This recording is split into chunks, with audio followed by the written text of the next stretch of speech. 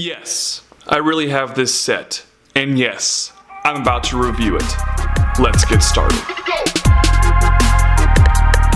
Hello everybody, my name is LEGO Lee and welcome back to another LEGO new Ninjago set review for 2021. Yes, I have a new LEGO Ninjago Island set that's not supposed to be released until March 1st, but Target sold me this set early. This is the Keeper's Village. This set here has 632 pieces and retails for about $50 here in the United States. And here is a front look at your absolutely gorgeous box. LEGO did a bang-up job with the artwork here, and the back of the box shows off some of the play features of this set. You get one rather thick instruction manual with this set, and at the back of the manual there is an advertisement for the other sets from this brand new wave of Ninjago. These actually all look really cool, and I might complete this entire collection, and this set has a total of 148 pages of building. Moving on to the main build of the set here, in surprising fashion, unlike a lot of other LEGO Ninjago sets, there are no extra superfluous side builds to this set.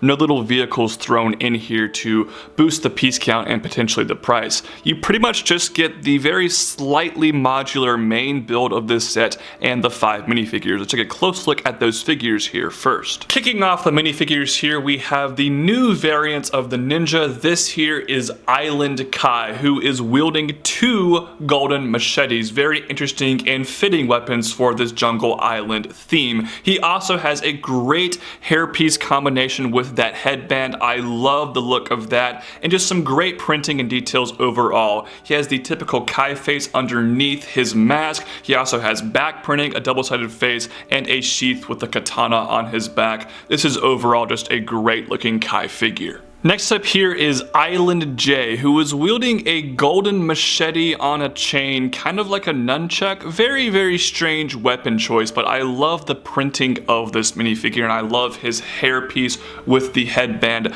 That looks really great. Underneath that, he does have the typical J face print that is double-sided, and from the back, he also has a katana, and he does have some nice back printing and a double-sided face as well. This is just a great looking minifigure. Finally, for the 3 ninja, including in this set, you have Island Cole, and his weapon is a machete on the end of this golden staff. It's a very strange looking but kind of cool design for a weapon, and the same deal here. Fantastic prints all around, and I love his hairpiece. He's got a man bun, he's got the orange bandana going around. That looks super cool. He does have the Cole face print underneath his mask. Same deal with the katana on the back, good back printing, and a double-sided face. The ninja figures in these sets just look fabulous. Now, I love those ninja figures, but honestly, more interesting to me than them are these awesome looking new villains that are very tiki themed inspired. This here is referred to as a Thunder Keeper, and I love the tiki mask. That is a great brand new mold for a piece. It truly looks fantastic, and underneath that, he's got a pretty creepy looking facial expression, and the lavender skin color is an odd choice, but I think it actually works out pretty well, and from the back there's some great detail as well. This is a truly awesome looking villainous character. But I strategically saved the best minifigure of this set for last. This is, not sure if I'm pronouncing it right, Chief Mammotus, and oh my goodness, I love this minifigure. It might be my personal new favorite Ninjago figure ever made. He has a very interesting thunder-like staff piece that'll move out of the way so you can see all of his immaculate printing. It looks so good, but easily the best part here is this brand new dual molded headdress piece in gold and teal with the additional little horns added onto the side. Wow. That is just a truly fantastic looking mold, and his printing underneath there is great as well, along with his double-sided face and back printing. This minifigure is seriously one of the best minifigures of the year so far. I'm in love with this character. With the figures out of the way, we can now hone in on the build of this set, which makes a very good looking display piece that is very colorful and has really fantastic usage of parts. And I already mentioned it's slightly modular. I'm not sure modular is really even the appropriate word. There's pretty much just one section. This part right here can actually swing out and be detached from the rest of the build. It's actually only attached on by one connection piece right there. So when you're transporting this this set, be sure to pick it up with 2 hands, with 1 hand underneath this side, or else this thing is going to crack into 2 pieces. Focusing on this side of the build here first, the colors and techniques and pieces used here definitely reminded me a lot of the Pirates of Barracuda Bay set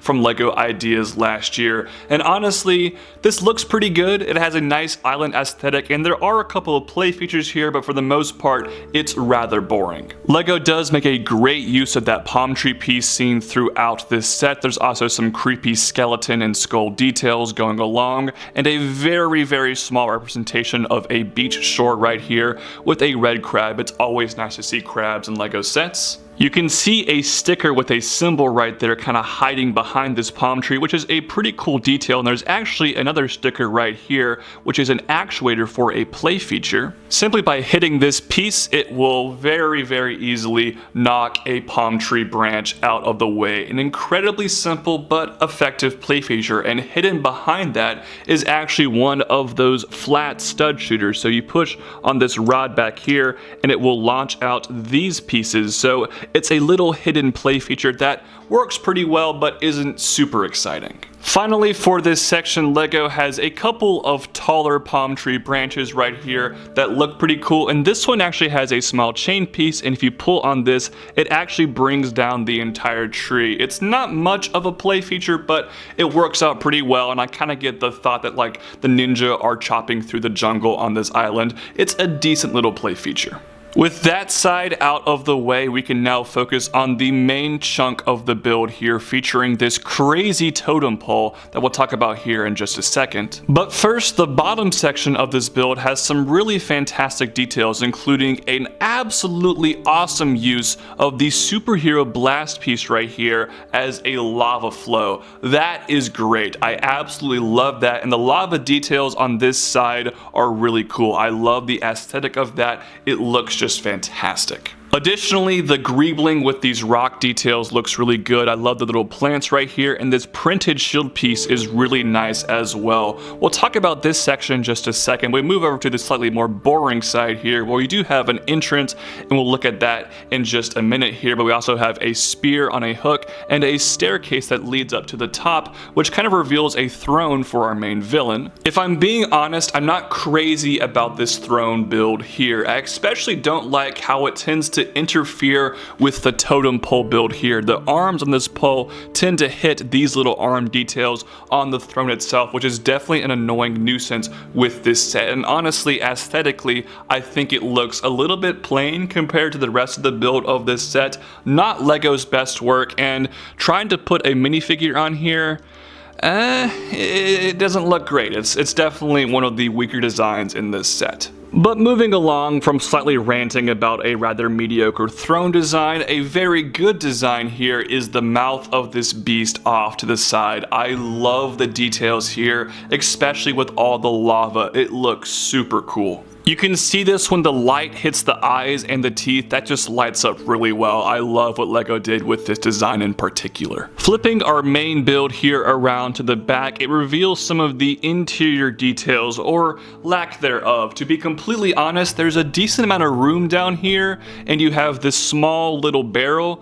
with a fish and some carrots and some water in it, and there's a fireplace, and that's kind of it. There's not a whole lot going on inside here, and I definitely think LEGO could have added a bit more detail. However, peeking through at the back, you might be able to see the beginning of a small little jail cell, which actually leads to one of the better play features in this set. Let's take a close look right now. This entire section at the front here can actually flip open to reveal the said jail cell, which is pretty cool. Now, the bars here are pretty underwhelming, but they do open up, and there's some small details inside there, including a lone bucket. Kind of hard to see because of lighting, but whoever's in this jail cell gets a bucket for some reason. I'm not really going to say why, which I thought was a funny little added detail. You can lock up the ninja of your choice inside the jail cell, but this little leaf thing here actually adds a very fun little play feature to this set. If you push on said leaf, it actually makes the mouth of this beast open up, which is pretty cool and actually gives the ninja an opportunity to escape